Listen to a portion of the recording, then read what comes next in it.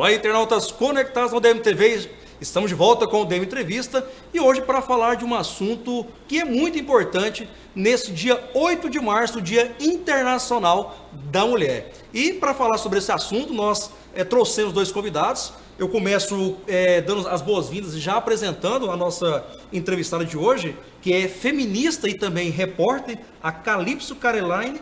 Tudo bem com você, Calypso? Tudo bem. Na verdade é Caroline, né? Caroline, só corrigir então. Calypso Caroline.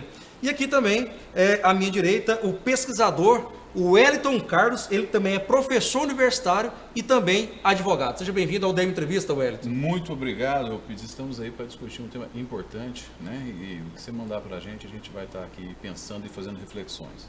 Tá certo. Olha só. Hoje é dia 8 Internacional da Mulher.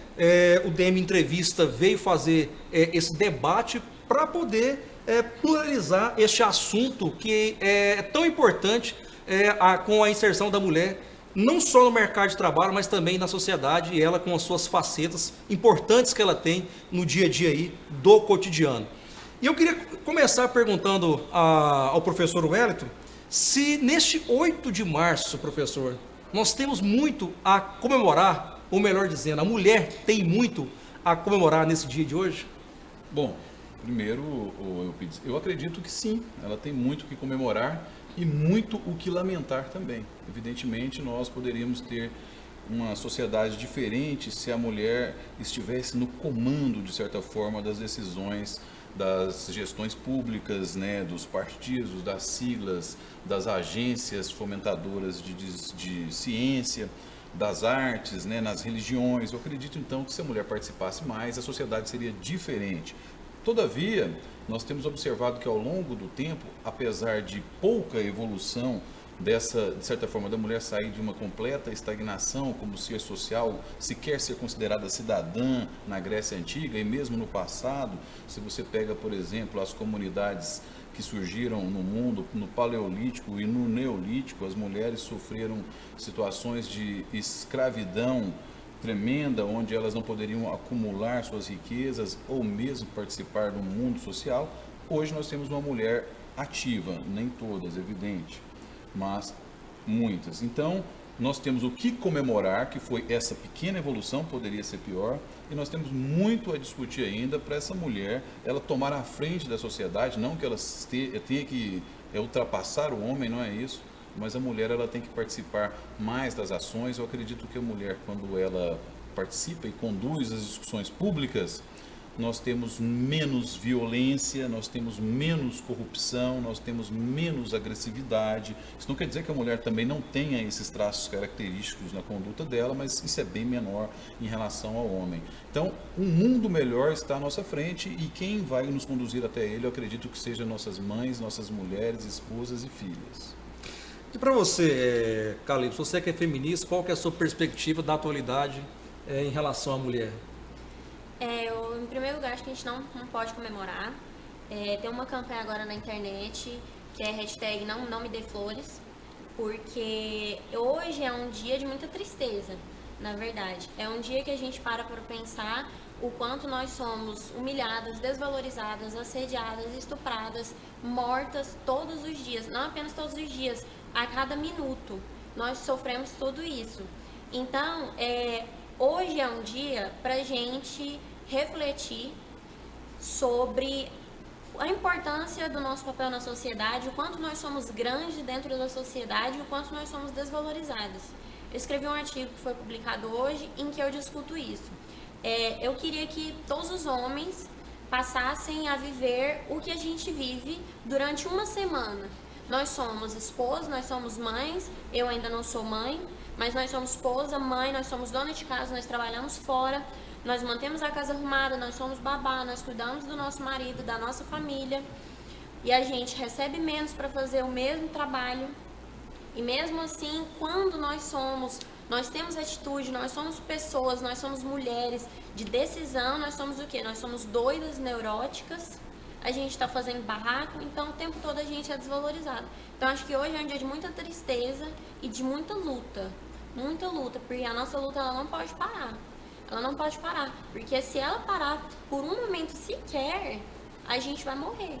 E isso não é brincadeira, isso é verdade, isso é realidade, é uma realidade muito séria.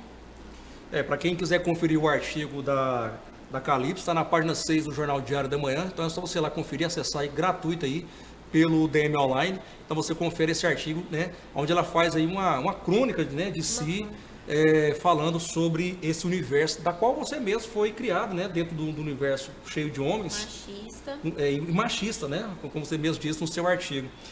Wellington Carlos, eu quero que você diga, né, nessa perspectiva da qual você tem positiva em relação a essa comemoração que a mulher tem que ter nesse dia, e isso contrariando, né, ao que a Calypso disse, eu quero só dar um dado para você poder dar aí a sua opinião. Olha só, no final do ano passado, o Mapa da Violência 2015 sobre homicídios de mulheres no Brasil revelou que Goiás ocupa a 3ª colocação no ranking dos estados com maior taxa de feminicídio por 100 mil habitantes. Para você ter uma noção, enquanto a média nacional é de 4,8 assassinatos por 100 mil, aqui em Goiás esse número é quase o dobro e chega a 8,6 casos a cada 100 mil pessoas de feminicídio. E se tratando de Goiânia, esse número é ainda mais estarrecedor, porque ele frustra essa expectativa de que a mulher ela é bem alicerçada, já que a estatística nos mostra aí um dado de 9,6 homicídios por 100 mil habitantes. E aí o que dizer de uma estatística dessa, com esse contraste? Lógico, é inegável dizer que a mulher não só se tem um lado negativo, mas ela alcançou também alguns valores também. Algumas conquistas, né? Algumas conquistas, né? Sim, não, é evidente, não precisa ser bidu nem fazer um estudo complexo para isso. Se você pegar a Constituição de 1930, 34, 46, 69, você vai observar que a mulher não tinha os direitos que ela tem hoje. Para começo de conversa, do ponto de vista da seguridade social, que é o que estrutura a assistência social, a saúde, a previdência social, o artigo 194 da Constituição Federal nos traz que a mulher tem uma certa regalia, ela tem 5 anos de diferença ou seja, se você tem que aposentar com 35, o homem, ela vai aposentar com 30 anos de trabalho. E nós sabemos, também pelos estudos geográficos do país, que a mulher tem uma expectativa de vida maior que a do homem. Ou seja, a mulher, ela aposenta com um menor tempo de trabalho e ela vive mais do que o homem. Aliás, aqui evidentemente em Goiás, que isso é um direito conquistado e ela tem todo o direito de gozar dessa diferença. Alguns homens, evidentemente, vão alegar que o artigo 5º, todas as pessoas são iguais perante a lei, sem distinção de qualquer natureza, garantindo-se aos brasileiros e estrangeiros, ou seja, os mesmos direitos, não se fala homem e mulher, ou seja, todos devem ser iguais, mas a própria Constituição e a lei traz alguma diferenciação. Aos poucos isso tem acontecido, como a recente inclusão do parágrafo sobre o feminicídio no artigo 121 do Código Penal. Então a mulher também ela tem direito a, sendo vítima, evidentemente, de uma violência do tamanho do homicídio, o que, né, já é um absurdo estarmos só discutindo isso, mas se ela é vítima dessa situação, o criminoso, o algoz dela, pagará uma pena diferente daquela quando ele mata um homem. Né? Ou seja, se são causas referentes a gênero, então ele, evidentemente, terá que se submeter a isso. Não é só homem, a mulher também. Muitas vezes a mulher mata a mulher e ela tem uma atitude machista a outra mulher. Mas a questão que você traz à tona sobre os dados e números, eles são bastante graves porque o mapa da violência ele traz, de certa forma, os índices referentes ao que o Ministério da Saúde, o DataSUS, coleta dos atestados de óbito, das violências que acontecem, seja na rua, seja em casa. E eles fazem um mapeamento completo. O que se observa é que a mulher é uma vítima em Goiás, em potencial, nós estamos falando de Goiás, em potencial. Então, nós estamos em um estado que não é bom para a mulher. E aí tem que se discutir socialmente, economicamente, politicamente, o porquê que Goiás é um ambiente tão hostil à mulher. E aí, em determinadas regiões, ela é mais hostil ainda. Regiões como Aparecida de Goiânia, Senador Canedo e as cidades do entorno do Distrito Federal são cidades extremamente violentas e perigosas, a ponto de Alexânia, que é uma cidade do entorno do Distrito Federal, estar em segundo lugar no Brasil, perdendo, salvo engano, apenas para uma do Amazonas. Ou seja, então, a segunda maior cidade onde se mata mulheres é de Goiás. Está em Alexânia. A quarta é de Goiás, é Planaltina. A sétima é de Goiás, é Lusiânia. E a nona ou 11ª, se não falar na memória, é Formosa. Então, o mapa da violência, ele traz Goiás muito bem destacado nessa área. E aí você tem que discutir os motivos que levam a isso. Acredito que as mulheres têm que ter o enfrentamento, essa discussão, mas a questão mais ampla é o que leva a mulher a ser vítima dessas violências. O fato de nós termos aí 52% a mais da população em Goiás de mulheres, isso provoca, na questão do homicídio, a mulher ela está mais suscetível a esse tipo de crime. Você fala ter mais mulheres? Não, eu pelo acredito fato que não. de termos mais mulheres. Não, são outros fatores. Existem vários estudos feitos pela Universidade Federal de Goiás, já no NECRIV, que é o Núcleo de Estudos de Criminalidade e Violência. Temos os estudos da UNB também. A questão é complexa, cada região vai ter a sua complexidade, mas o fato determinante é que existe o machismo. Então existe um interesse do homem em agredir aquela que está do seu lado, a mulher que é a sua companheira. Então a aberração começa internamente, ou seja, é uma discussão psicológica, a violência é psicológica, ela nasce simbólica, o homem acha que é melhor que a mulher e termina com violência física, quando ele espanca, estupra ou bate na mulher. Então, existem várias camadas de violência que acontecem diariamente, isso é dentro das casas. Então, não é PM não combate isso. Então, se Goiás, por exemplo, o governo está tentando aí diminuir a criminalidade. Primeira questão é que a PM não vai resolver esse problema. Isso é um problema que acontece em casa. Preciso mais assistente social, mais psicologia e mais um debate amplo de como proteger essa mulher dentro de casa. E para você, Calypso, como é que você recebe um dado desse? Um dado onde Goiás aparece um dado superior à média nacional, de 4,8, e aponta aí Goiás com 8,6, e Goiânia ainda mais estarrecedor, ainda maior, 9,6 por 100 mil habitantes.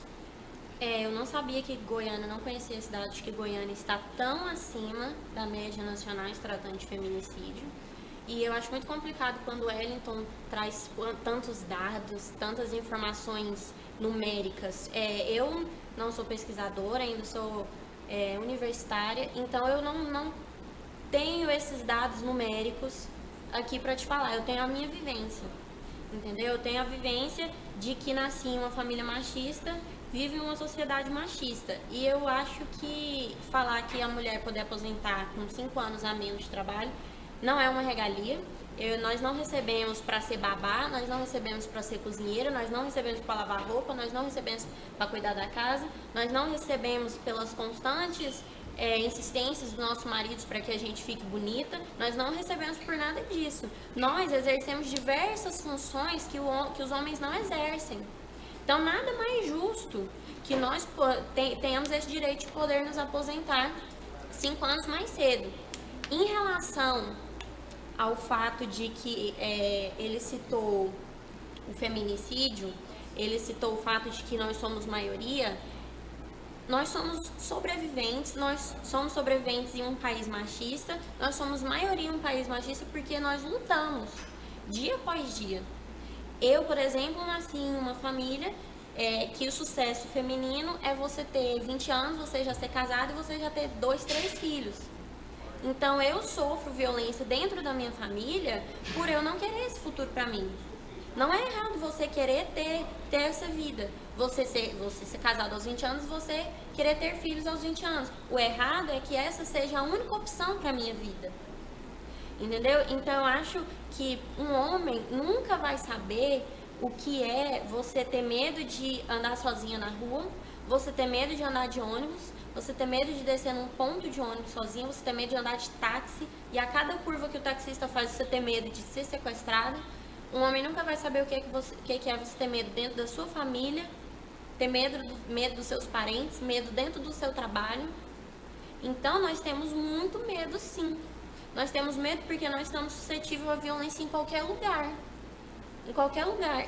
Algumas semanas atrás, se eu não me engano, estava dentro do ônibus, quando uma senhora me puxou pelo braço e me avisou que tinha um homem tirando foto debaixo do meu vestido. Então, o homem nunca vai saber o que é isso. Nunca. Por mais que conheça dados e informações importantes, informações que realmente são necessárias para que nós possamos elaborar estudos para melhorar a sociedade, o homem nunca vai viver isso. Nunca vai viver uma violação dessa. Wellington, nesse caso, cria-se um problema de saúde pública para a mulher em relação a esse medo exacerbado que a própria Calypso nos colocou. Esse medo de sair na rua, de ser violentada, de ser chacoalhada, de ser motivo de chacota o tempo todo, de ganhar assovio e cantadas a todo momento. Isso cria um problema de saúde, depressão, um problema de até síndrome do pânico de sair na rua. Eu não teria assim uma pesquisa que eu conheço ou quem faz sobre isso. Eu acredito que a vitimização da mulher ela atinge a própria saúde e o corpo dela, ou seja, o direito de ir e vir. Quantas garotas que eu já conheci que já falaram assim, olha, Wellington, eu não posso ir em tal lugar porque eu não tenho como ir, quem me levar. E muitas vezes a ideia é que se ela vai com alguém, ela tem que se submeter com essa pessoa, ou namorar, ou ficar com ela. Então, assim, a mulher ela tem todas essas dificuldades de ir e vir que o homem muitas vezes não tem. Todavia, assim, eu acho importante a gente sempre olhar o lado da mulher e pensar que o homem também tem suas dificuldades, o homem também ele sofre mais com homicídios, ou seja, é outra discussão, evidentemente, e nós temos que também pensar esse lado. Sempre que eu vou para um debate onde pensa-se a mulher, eu falo, temos que pensar o homem, porque o homem ele é a criança, ele é o adulto, ele vai crescer e vai ajudar a constituir uma família. Quando você fala sobre a mulher em específico, a questão da saúde, o que eu posso dizer é que, do ponto de vista jurídico, nós temos muitas dificuldades em entender a mulher no mundo jurídico quando acontecem algumas questões. Por exemplo, a mulher sofre uma luta árdua com a disforia, por exemplo, com o período pré-menstrual. Essas questões todas complicam muitas vezes, algumas, não são todas, e elas sofrem com essas dores, a situação traz um enfraquecimento do sistema dela de imunidade, então ela muitas vezes contrai doenças e aí muitas vezes ela é perseguida no trabalho, ou seja, é incompreendida por essa questão que é natural, é óbvia, acontece com todas as mulheres. Então, assim, você do ponto de vista de saúde pública, a mulher ela tem que sim manter, existe essa questão de você tratá-la com diferenciamento de exames, ou seja, ela tem cânceres que o homem não tem, ela tem dificuldades que o homem não tem. A questão da cesárea é simplesmente um rasgar o corpo da mulher, onde já se viu, se você parar para analisar, isso aí é algo muito grave, cortar o corpo da mulher para ela ter um filho.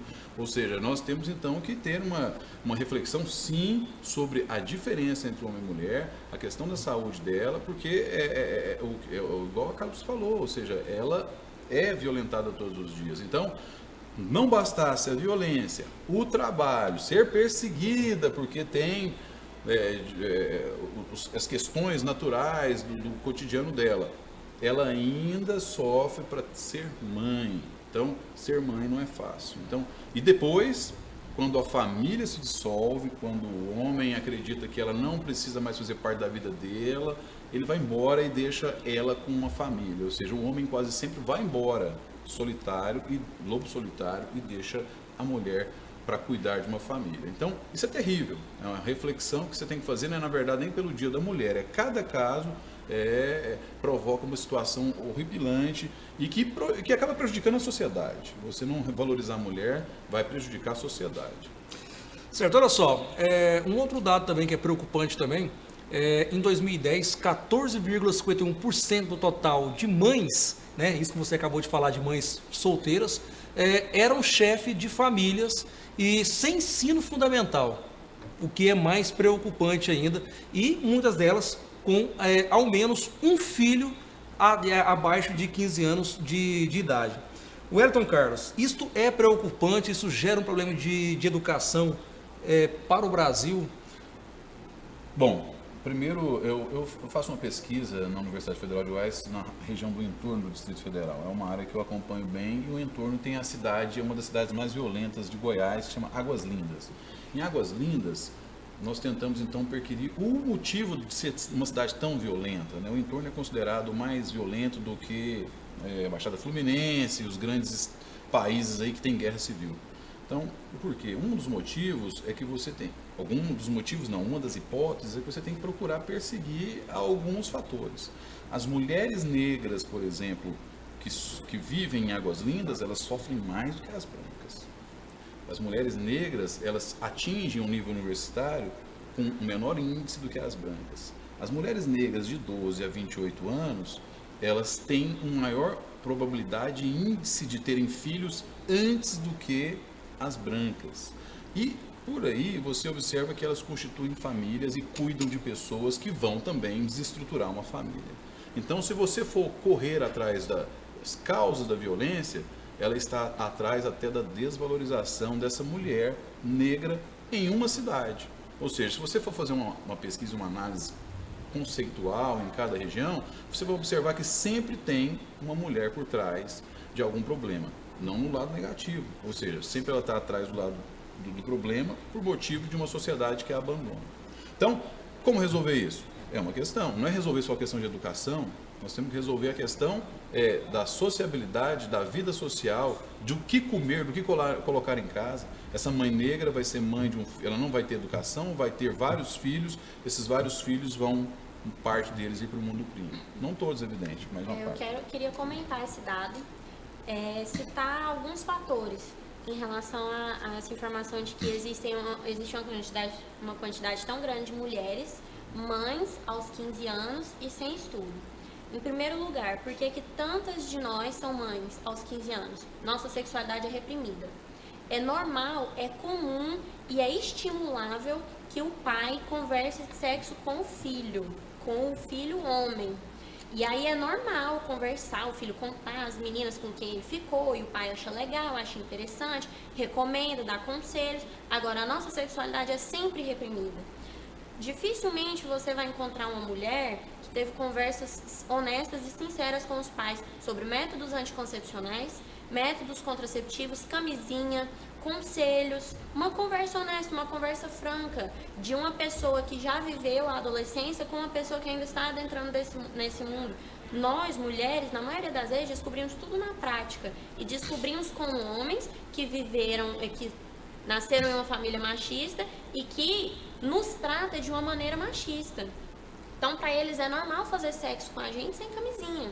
Para a gente não sabe de nada quem conversa com a gente. É errado conversar sobre sexualidade na escola. Existem agora diversas leis que estão tramitando que é errado falar sobre sexualidade na escola.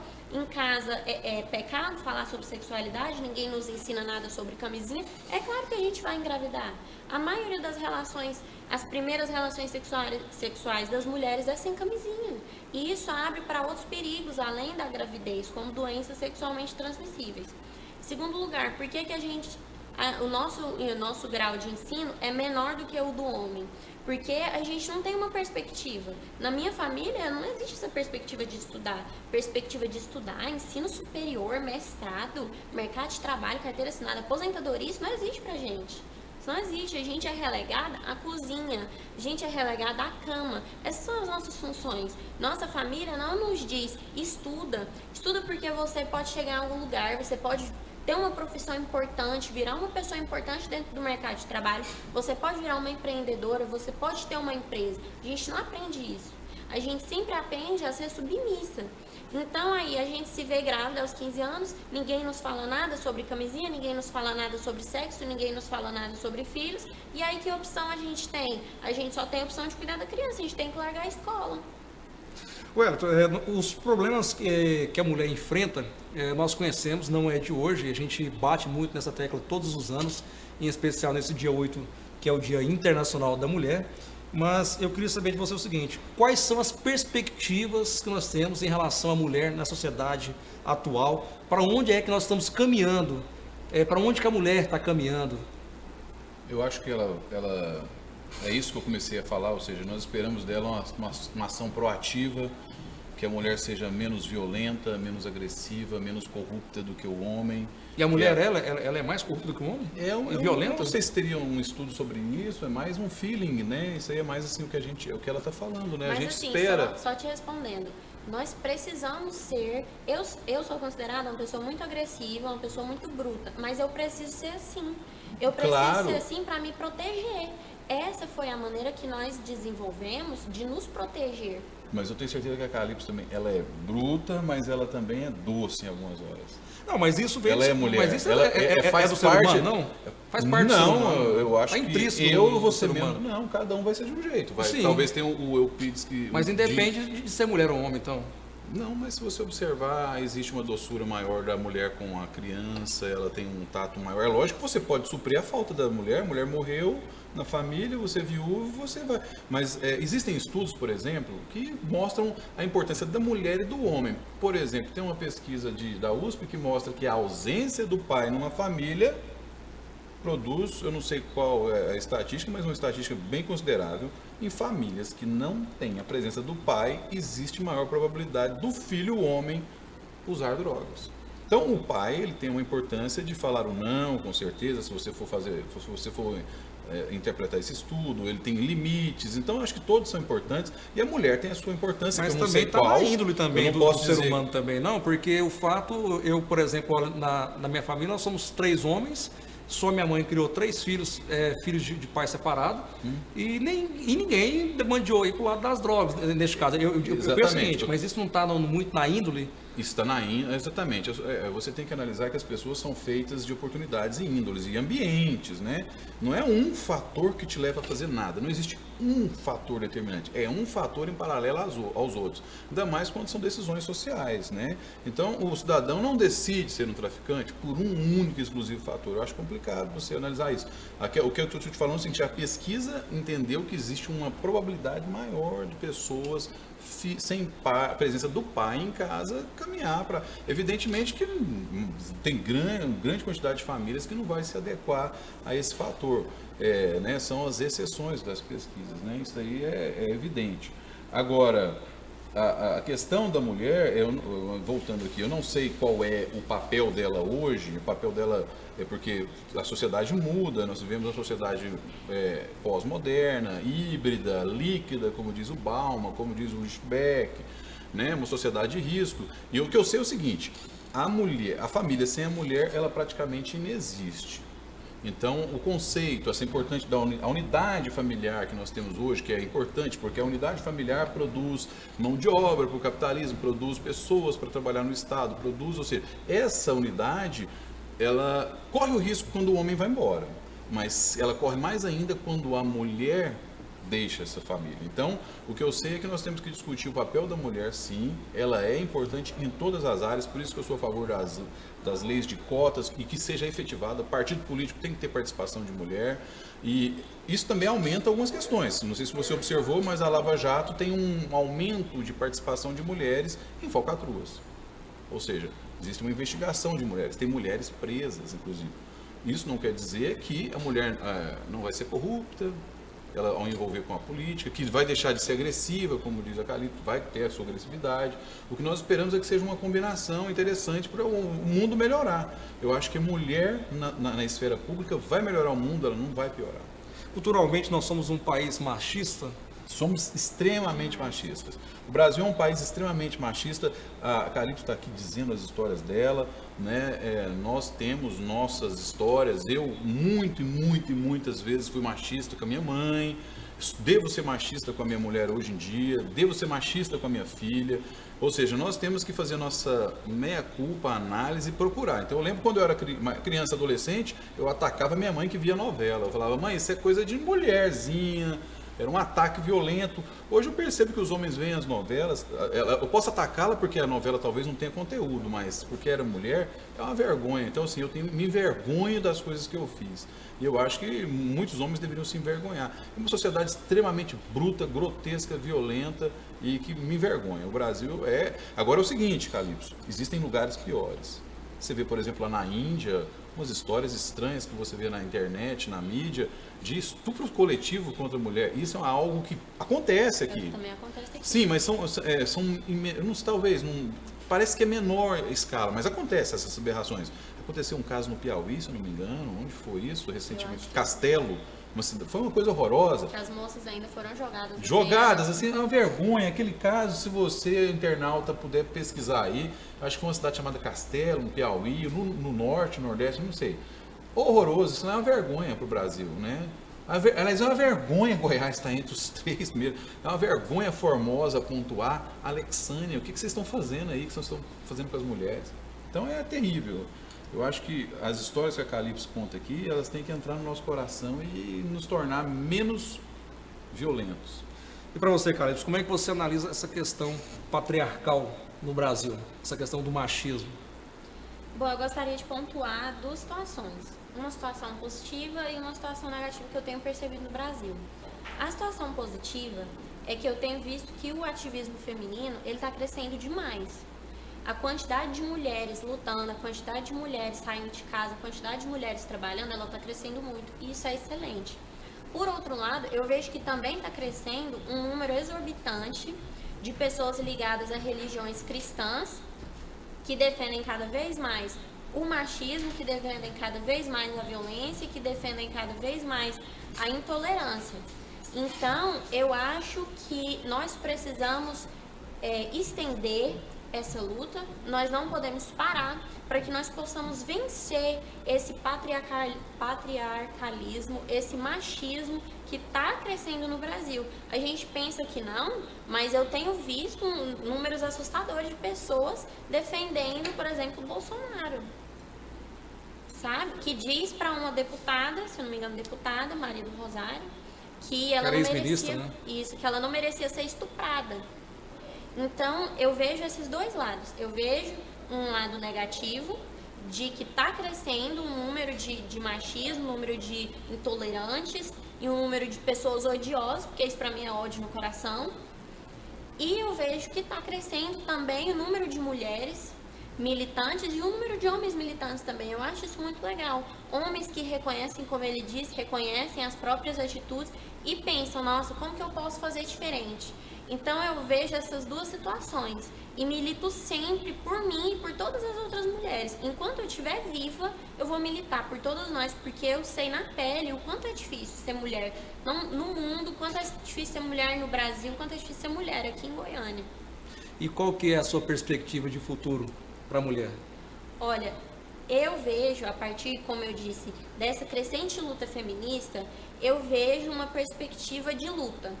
Eu vejo uma perspectiva de luta que parte de mim, que parte de todas as minhas irmãs. Então, eu vejo uma perspectiva difícil, porque, como ele disse mais cedo no debate, é uma concepção, o machismo é uma concepção difícil de ser mudada, é aos poucos, é devagar, mas eu vejo que nós estamos lutando e que nós não vamos parar de lutar. Não sei te dizer se daqui a 50, 70, 150, 200 anos nós vamos alcançar uma sociedade mais igualitária, com menos violência. Mas estamos caminhando para isso? Mas se depender só de nós, mulheres, sim. Porque a nossa luta, ela é 24 horas por dia, 7 dias por semana. Então, na minha perspectiva, eu vejo isso. Mas essa luta ela é individual ou é uma luta conjunta com os homens, para que ele possa entender vocês? Olha, da minha parte, eu divido as pessoas em meio que 2 grupos de pessoas. Pessoas com as quais eu posso debater saudavelmente, como foi esse debate aqui hoje, em que eu posso repensar e a outra pessoa também pode repensar, no caso o homem. E eu vejo que existe também um grupo de homens tão ignorantes, mas tão ignorantes, que você só tem que se afastar deles e se proteger. Porque quanto mais perto você estiver deles, mais risco de violência você está correndo. Então eu debato muito. E quando eu vejo que aquela pessoa pode repensar e quando eu vejo que aquela pessoa tem alguma coisa a me acrescentar. Agora, se eu for debater com um homem que vai o tempo todo ficar me ofendendo, o tempo todo ficar fazendo piadinhas, que na verdade tem um fundo machista, um fundo de violência, eu me afasto, porque eu tenho inclusive medo. Professor Wellington Carlos, quais são as suas considerações finais em relação a esse tema? Nós sabemos que o tema sobre a mulher é um tema muito amplo, muito debatido, que merece outros debates, né, outras rodas de entrevistas sobre este assunto, porque Nós poderíamos falar aqui da mulher em termos de mercado de trabalho, a mulher dona de casa. Então, teríamos vários assuntos para que nós falássemos aqui sobre essa mulher em 2016. Eu queria saber de você, enquanto pesquisador, professor universitário e também advogado, quais são as suas considerações finais em relação a esse 8 de março, Dia Internacional da Mulher? Bom, primeiro é dia de reflexão, mas é um dia também para a gente pensar o que pode vir no futuro, né? Eu espero que o futuro seja mais feminino, não que a gente também não tenha a contribuição do homem.